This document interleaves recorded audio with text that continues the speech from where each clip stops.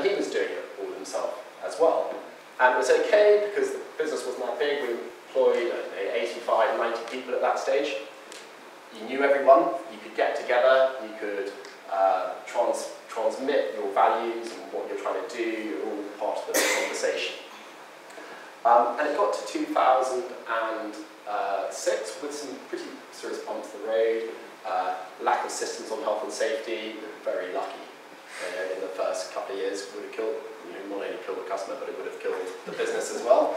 Because they didn't have the defensibility in place, they didn't have the paperwork that should be all there. And they got through it.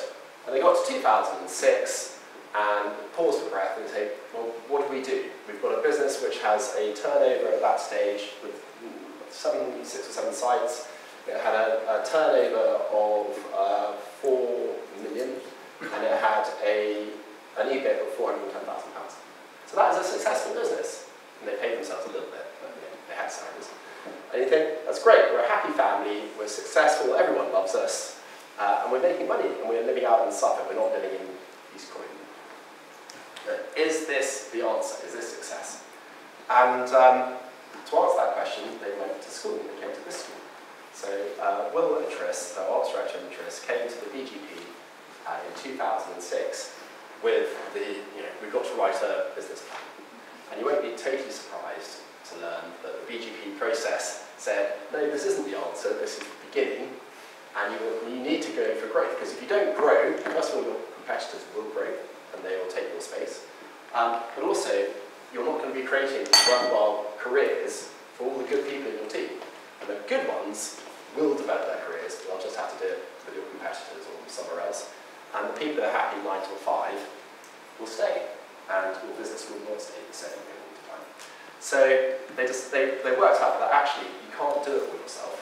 You've got to address the second chasm, which I will remind me is about getting the right team in place to allow for growth. And okay, this is me blowing my own trumpet. This is where I came on full time to look at growth and think, well, what Tris rather unflatteringly says, I knew that Jerome didn't know much about business, wasn't probably going to be that good, but I knew he wasn't going to rip me off. And so he was when it's your own baby, you feel that your trust issues are quite important. And so having someone who you knew instinctively understood your business and was inherently trustworthy, when you're very small, it's actually very important because you don't have the defence thing when you're a bit bigger. And so I joined, and my initial remit was to look after the assured risk, which needed looking after, which was an area of specialism I have, but also to say, well, if you want to have a big hairy goal, that means opening 5 sites a year. You want to know that's the broad sunlit uplands are up there, that's what we're all going for. But we've become a property machine there. We've got to find the sites, we've got to develop the relationships, get the planning permission, and open. And so that was my job. And between 2006 and 2009, we opened 5 sites a year throughout that period. But the other thing you needed there was the ops director was a one-man band, and you cannot open 5 sites a year with one person going off recruiting everyone and looking after the operational things. So we had to, we didn't replace him, totally fantastic and core part of our business, but he had to learn to let go and recruit an operational team to allow us to systemize and standardize. So that is what we did as we went up to the recession, which actually for recreational leisure wasn't in 2008 or 2009, it's actually in 2010 when the recession hit. So by addressing the third chasm, which is putting the systems in place, systems and procedures in place, it allowed us to go through that period of fast growth and ride the tiger up. And we grew very quickly. So I can't add up very well. We were up 2 or 3 sites, and we were a significantly profitable business by this stage. And we'd never done anything other than 20% growth, 30% growth. That's what we're used to. I thought the recession was going to hit. I became managing director in 2009, and terrified. We did 2009. We remember at the end of 2008, there was all chaos. You know, the world was going to end. We're closed. We open in February, March. We think, is anyone going to come? And then it was our best year ever. So my conclusion was we are counter-cyclical. People need to have fun in the forest if they're having a difficult time at home. So I thought, right, full steam ahead, we'll put the price up by 14% and various other good ideas for 2010.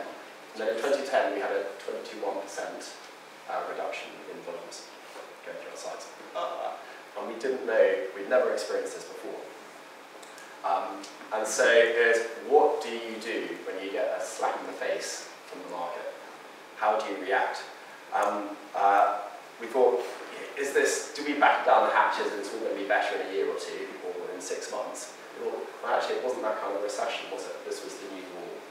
And we need to learn to diversify, to innovate, and to grow out of this. So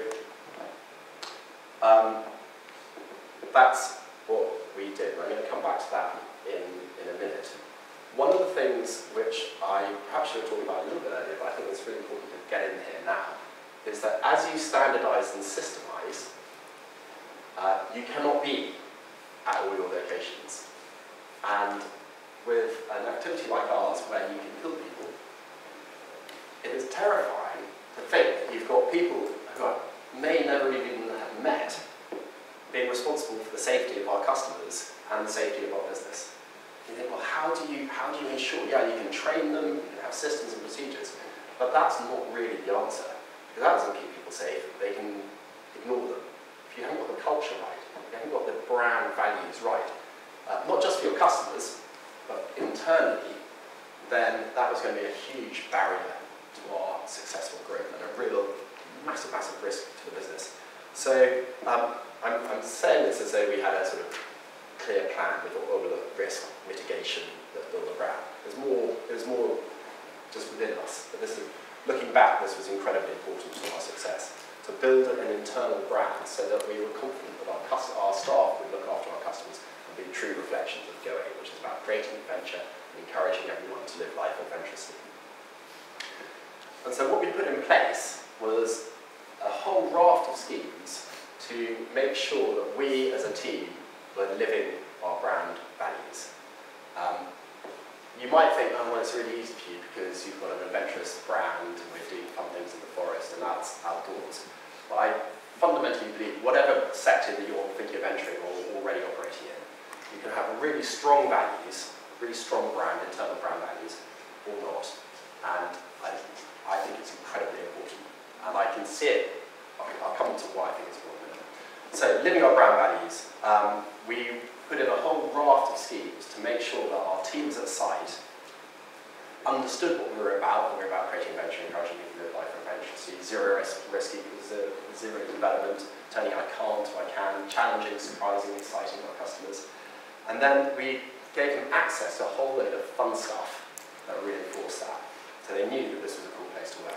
So we've set up Naturally Powered, which are 2-day events, midweek, heavily subsidised by us, where we'll do tough stuff up mountains, we'll do potholing, we'll do sea kayaking, do paragliding, all that kind of stuff. Well, not super gnarly, but quite gnarly. And we'll lay on the instructors and the guides, we'll get it all organised. It costs you a tenner, you have to get there. If anything's free, people don't value it, it's not cheap. So you've got to pay a tenner. And that's been going for years. We set up an adventure fund. So you can either organise your own adventure or we'll help fund it. We'll give you kit, we'll pay for kit, or we'll give you time. But we won't do both.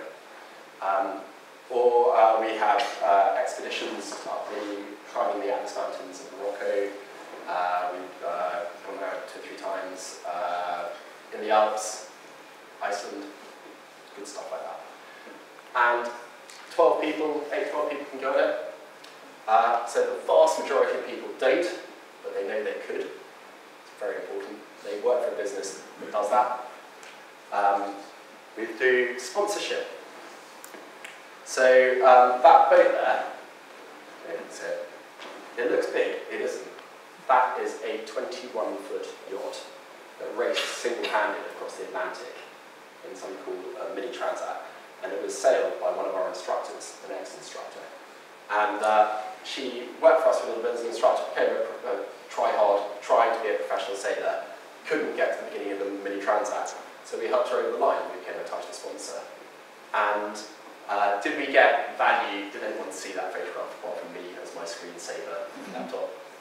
Probably a couple did. So it's not developing a brand externally, but it definitely develops your brand internally. When you're an instructor, you say, you know what? They really believe it. They believe in us, and they back us. And then in charitable giving, we try and raise or give £100,000 a year is the ballpark. Some years we do better than others, but it's a mixture of engaging your teams because it's the right thing to do, and it's making us put our hands in our pockets. It's quite easy to forget to write a check for charity, isn't it? And by saying we'll back our teams and their fundraising efforts, then it forces us to stick on the straight and narrow as well. So we do that. And then there's another great one here, which is the Jubilee Sailing Trust. So these are two tool ships which are totally kitted out for disabled access. So you can be, as a wheelchair user, you can get up the mast. And they need half able-bodied holiday makers and half wheelchair users.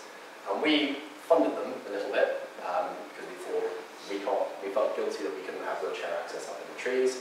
But then we quickly realised that what they needed wasn't so much money, but able-bodied people. Because not everyone thinks that's a great holiday. And they're having to cancel wheelchair user holidays because they couldn't get enough able-bodied holiday makers. And so we kind of deal saying, well, one thing we've got is lots of keen people in their 20s and 30s. And so try and sell holidays. If you're 3 weeks out and you're missing 4 or 5 people, they give us a call and they say, we need 3 people in Lisbon in a fortnight.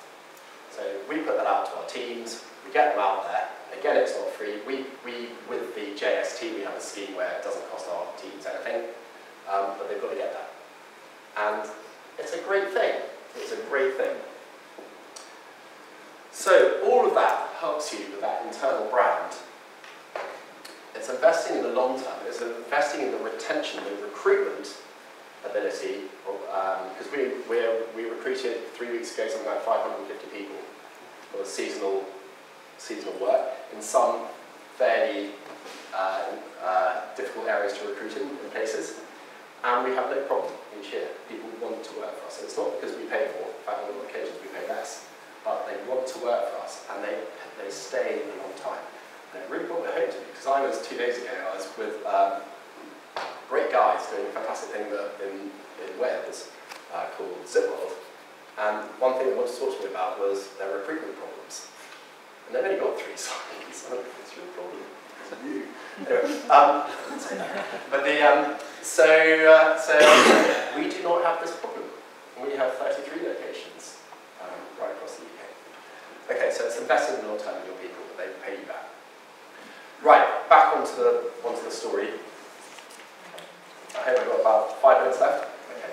Right, so we hit a recession. We needed to grow. We needed to stretch out. So innovated, we tried Forest Biking, Forest Cafe, Treetop Junior, and Forest Segway. Not everything worked, but Treetop Junior absolutely did. It flew away, and Forest Segway was really successful. And so try a bit, reinforce success. The other two, Forest Bike and Forest Cafe, they're both profitable, both still running one site in each. But it wasn't, you've got to then, once you spread your net, you've then got to work out what's really popular, where you're going to focus your energies and go for that. The other thing we did is we moved into America. So we started a joint venture, opened our first course in 2010 in the USA. And then, as a result, 2011 was our most profitable year ever. And so was 12, and so was 13. But it wasn't all beds and roses. We worked hard to respond to recession, and we tried to grow out into new areas and kissed a few frogs on the way. I'm going to skip over that because I'm running a bit short of time. geographical expansion into dangerous places like Russia. Why did we? I don't know. Anyway. And South Africa in the age of Jacob Zuma, not a very safe investment. So those weren't a very good idea. We pulled out, luckily before it was too late. The one that we didn't pull out was trampolining. So we thought trampolines were great, but trampoline parks were great. And the business case was, we're a very seasonal business. We're all in the summer, we lose money in the winter, we're closed in the winter, we lose loads of money. And we're weather affected.